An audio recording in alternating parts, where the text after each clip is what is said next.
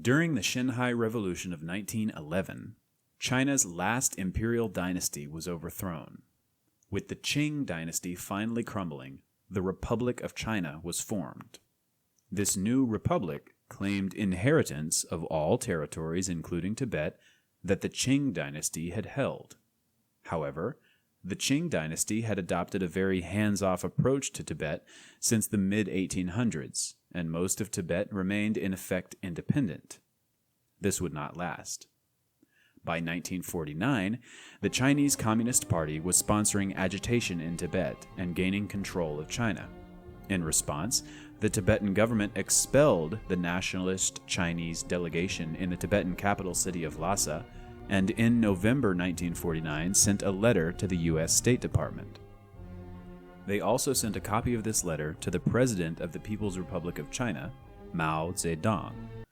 In this letter, Tibet declared its intent to defend itself, quote, by all possible means, against Chinese troops in Tibet.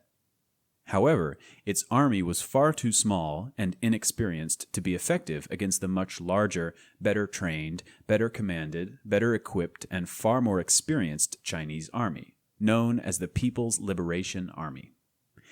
An atheist communist regime under the leadership of Mao Zedong invaded Tibet in the year 1950. During a meeting, Mao Zedong infamously told the 14th Dalai Lama that, quote, religion is poison.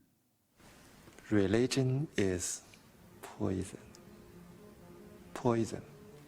Since that time, over 1.2 million out of 6 million Tibetans have been killed, either in armed conflict or by starvation, torture, and imprisonment. Over 6,000 monasteries have been destroyed. Tibet is a vibrant and rich cultural storehouse of the Mahayana and Vajrayana teachings of Buddhism. Religion is and was a unifying theme among the Tibetans, as was their own language, literature, art, and worldview. Compared to pre-1959 levels, only 1 in 20 monks are still allowed to practice their religion, and only under the government's close watch.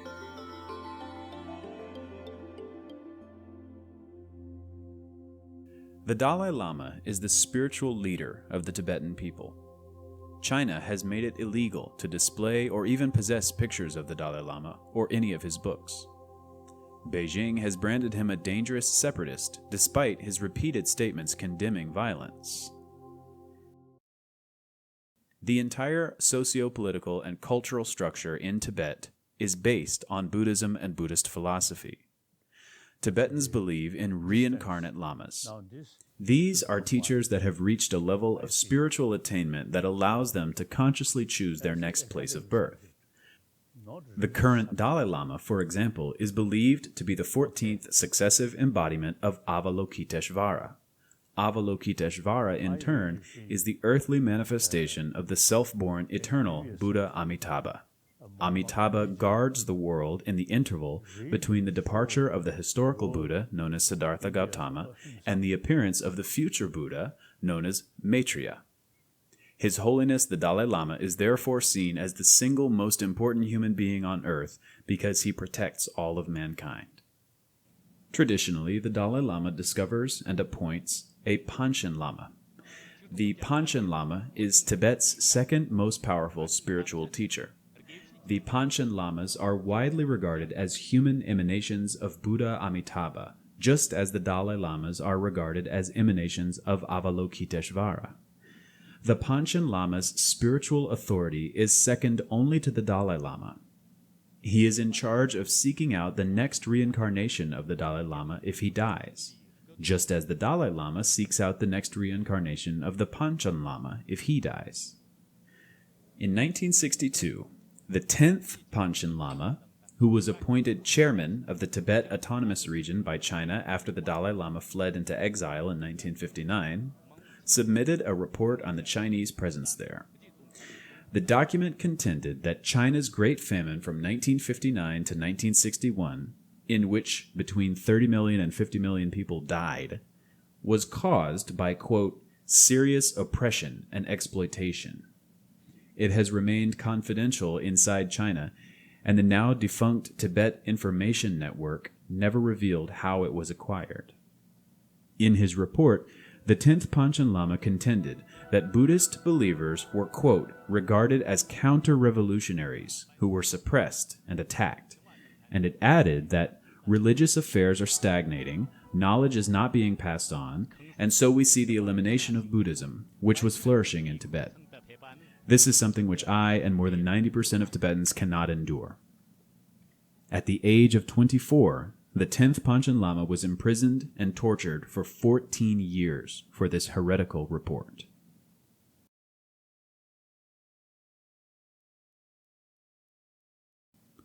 On January 23, 1989, he delivered a speech in Tibet in which he said, quote, "Since liberation, there has certainly been development, but the price paid for this development has been greater than the gains." On January 28th, just 5 days after that speech, he died at the age of 50. Though officially reported as a heart attack, some Tibetans suspect he was poisoned. The current 11th Panchen Lama was recognized by the 14th Dalai Lama on May 14, 1995. 3 days later, the 6-year-old Panchen Lama was kidnapped by the Chinese government, and his family was taken into custody. The Chinese government instead named Gyaltsen Norbu as the 11th Panchen Lama. Their nomination has been widely rejected by Buddhists in Tibet and abroad, while governments have called for information about and the release of the real Panchen Lama. His name is Gedun Chokei Nyima, and he has never been publicly seen since 1995. A Chinese ambassador to the UN said in 1996 that the boy was being held to prevent him from being kidnapped by Tibetan nationalists. On August 3, 2007, China's State Administration for Religious Affairs issued a decree that all the reincarnate lamas of Tibetan Buddhism must get government approval. Otherwise, they are illegal or invalid. The Dalai Lama, in a 2011 statement, said that these reincarnation laws are outrageous and disgraceful. Tenzing Yangzam Bhutia of the Taiwan Times points out the glaring contradiction that, quote, such a communist-minded regime, which considers religion as a poison, has the audacity to declare the reincarnation of the 11th Panchen Lama and denounce the one recognized by the Dalai Lama. 6 years ago, the false Panchen, in a speech to Chinese Communist Party leaders, reasserted one of the main contentions of his predecessor. Because of the shortage of monks in Tibet, there is, quote, a danger of Buddhism existing in name only.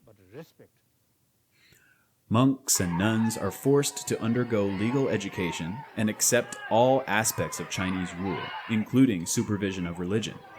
Hundreds of monks at Tibet's 3 main monasteries have been expelled, leaving behind a small number who care for the buildings and guide tourists. In 2012, the Dalai Lama noted that Beijing's installation of the little boy who is their false Panchen Lama was a dress rehearsal for his own death, when the Chinese, interfering in an indigenous Tibetan tradition that began in the 15th century, will find and approve a 15th Dalai Lama. If this happens, this false 15th Dalai Lama will be a Chinese proxy, installed expressly for the purpose of the continued oppression and brainwashing of the Tibetan people. China's brutal annexation and continued occupation of Tibet serves many purposes. Within Tibet originate the Indus, Ganges, and Mekong rivers, among others. A whopping 46% of the world's population depend upon rivers originating in Tibet. In order to maintain and expand its control over Tibet, a ruthless cultural genocide was carried out, which continues to this day. The Tibetans were ground into submission, their sacred monasteries and priceless manuscripts destroyed, many of which were over 1,000 years old. 1 million people died, with monks and nuns being targeted specifically. Some have tragically resorted to self-immolation in an attempt to raise awareness of what is happening. The very reason that we as Westerners know so much about the history of Tibet is because the Dalai Lama, among others, has intentionally spread the story of Tibet to the world at large.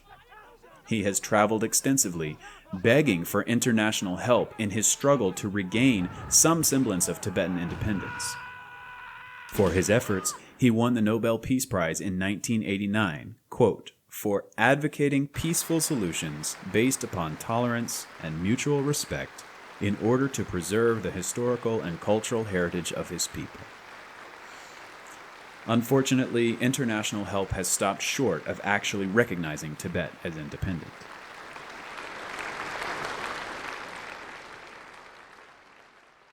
Today, China is in the process of carrying out another, even more complete cultural genocide on the Uyghur Muslim population in the northwestern region of Xinjiang.